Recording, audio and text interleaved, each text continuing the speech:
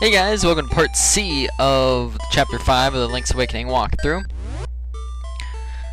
And while we have Marin in our party, there are some cool things, funny things that you can do that I'm not going to show off, but I'm going to tell you about that you can do yourself when you're playing the game.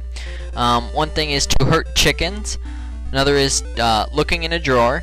You can break a pot. You can go into a dungeon and come out with low hearts. You can talk to Chef Bear, you can dig anywhere, and you can play the trendy game, or the game where we got the Yoshi doll. You can do any of those things and you'll get some pretty funny commentaries between, well, not between Link and Marin, but from Marin. For the sake of the walkthrough, I'm not going to do all that because it's trivial stuff that's not important, and I don't want to waste your guys' time if you're not interested. So if you are interested, go ahead and check that out yourself. There's probably more things that I'm missing, but that's all that I've done and recognized myself. So, anyways, once we want to go back to the walrus with Marin, so just take the warp and go through Animal Village, and she will sing the Ballad of the Windfish, and the walrus will like it, wake up. And if you come back here later and play the Ballad of the Windfish with the ocarina, the walrus will peek his head out because he likes Marin singing better. I try to do that afterward, but it doesn't work right afterward. Anyways, with that, you can head to the right and head into Yarna Desert, which is where we will be getting the angler key.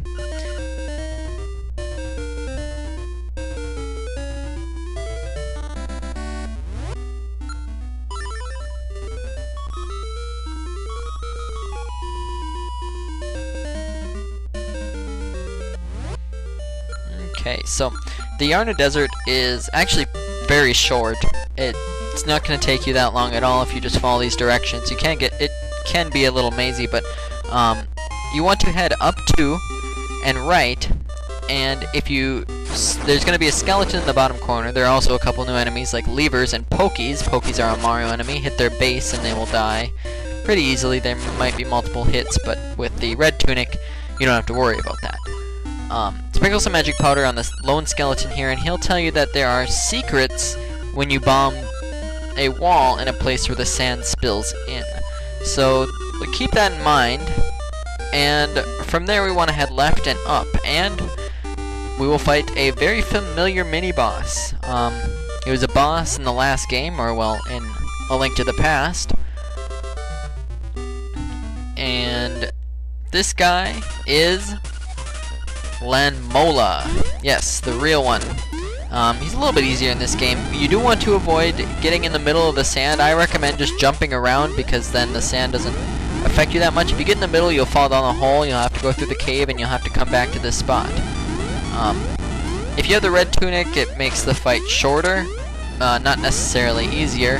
He's not as hard as he was because there's only one of them, and he doesn't shoot rocks when he comes up. Anyways, once you defeat him, grab the angler key, and if it falls down the hole, that's okay, because the next place we have to go is falling down the hole. So, once you grab the angler key, no matter where you get it, just fall down the hole in the middle. And if you remember what that skeleton was saying, he said you can bomb the wall up ahead. So, bomb the wall at the top, and go through and get heart piece number 7. Now, before in part A, I said that I don't know how you would know to bomb the wall. I do believe there's an owl statue somewhere that tells you a vague thing, so I guess just like this, but I don't know, it does seem a little vague to me. Anyways, once you exit the cave, there's an owl here. You can talk to him, he'll give you a hint for later in the game, but for right now, we want to head down twice. When you go down the second time, head down on the right side, and keep heading down until you get to some rocks. Lift the rocks for secret seashell number 17, and that is the last one we will be getting in this chapter. So, 3 more and we'll be able to claim our prize. Now, from here we just want to exit the desert and use the warp to get back to the Yukuku Prairie or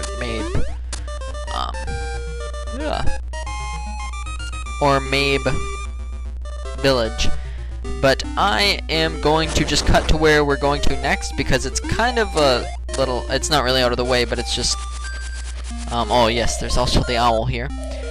It's not out of the way, but it is, little off track, so what I want you to do is just head to the screen that is to the right of the entrance of Bottle Grotto, if you can remember where that is. I'll show you on the map when we get there, but I will meet you there, not in the next part, in this part. I'm just going to cut to it, and magically, we are there. Okay, so this is the screen just to the right of Bottle Grotto. So from here you want to head right to, and lift the rock, and then head right. Oh, sorry. From here you want to head up first and talk to the owl. He tells you that the windfish sleeps up in the egg, so you can go ahead and look at the egg, which will eventually be our final place to take all 8 instruments once we get them. Unfortunately, we only have 3, and we need 5 more. So we won't be coming back here for quite a while. But the music is really nice, so get your fill when you're here. From here, you want to head right to and lift the rock.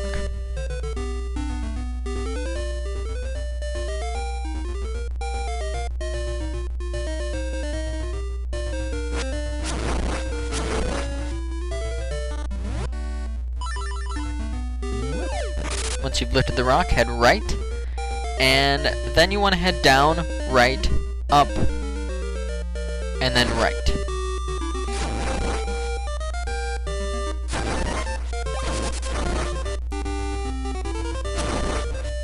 There are some new enemies here. They're red Tektites, and they just jump around. They're pretty easy to kill, though, so don't worry too much about them.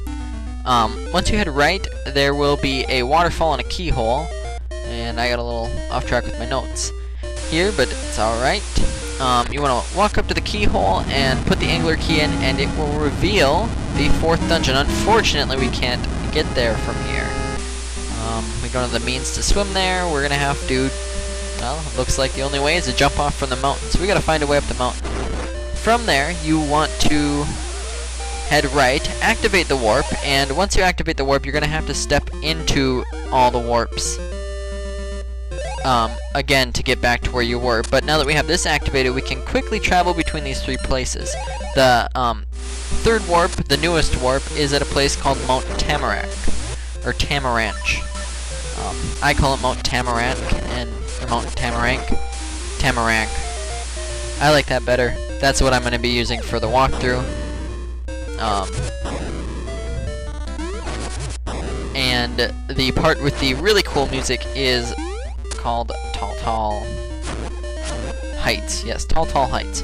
So anyways, from the warp, we want to go down, left 3, up the ladder, left 2, and then up. So yeah, we're backtracking a little bit to get to Tall Heights, or Mount Tamarack. But it's gonna have some nifty music up here, so it's pretty nice. Once you head up these, you want to lift the rock and enter the cave. In here, you want to either avoid or kill all the enemies and head right. And then you want to push the block up, go over, hit the slash the crystals, or slash the crystal, push the block to the right, and then push the bottom block, or the block underneath it, down.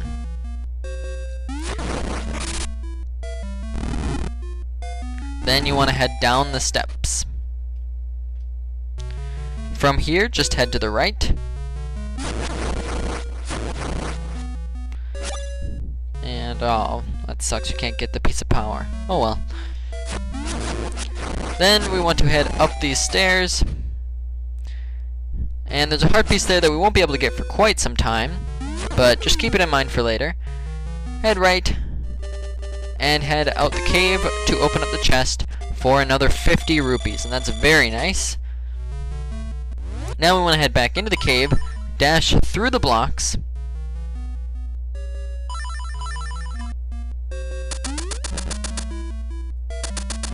head right, dash through the block again, and from here we want to just leave the cave. We'll get that treasure chest later. From here we want to head right and then enter the cave. You see that Pal is there, and he did tell us earlier that he would be lost in the mountains. So, well, I guess he knows himself really well. So anyways, head through this cave and head up the stairs. We gotta go save him.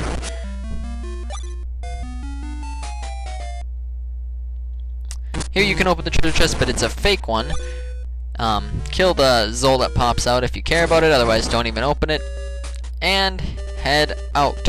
From here, just head down and left and talk to Papil. And he's gonna want some vitals. I don't know what that means, or vittles. Anyways, you're gonna give him the pineapple, and he's gonna give you the next trading sequence item, the hibiscus. Also, when you leave the screen and we enter, he will be gone. So basically, giving him the pineapple saves him. Gives him the energy to leave, I guess. He couldn't do that on his own before. It's a hibiscus. So, I wonder what we're going to be doing with that. Well, we won't find out till the next chapter, because we are very close to entering the dungeon.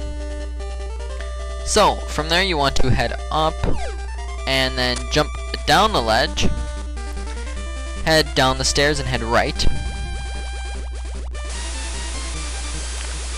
and head right again, and then just jump off here. So, I will meet you in the next part where we start the Angler's Tunnel in part D.